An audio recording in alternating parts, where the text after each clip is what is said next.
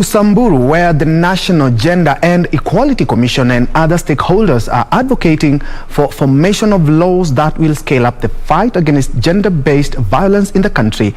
Led by Commission chairperson Dr Joyce Mwikali Mutinda, they note that many girls' rights were violated last year when schools were closed, at the height of the COVID-19 pandemic.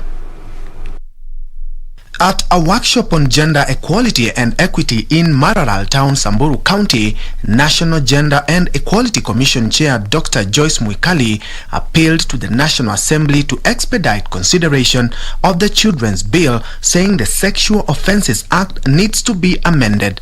There is also the Sexual Offences Act that, according to us, is not in order and needs to be amended, particularly where there is child-to-child sex. One of the things that has brought us to Samburu is to share the model on SGBV, the model policy, so that this county could already have a policy. We also discussed about having some legislation around that matter at the local level, because there is no law in Samburu that prohibits that. So they just use the national instruments, which is right, but there is need for the county government to go ahead and have a bill.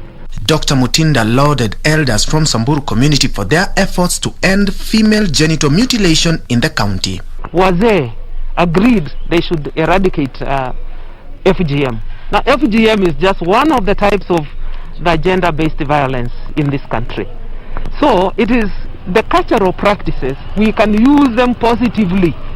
If Wazee say it ends, it ends.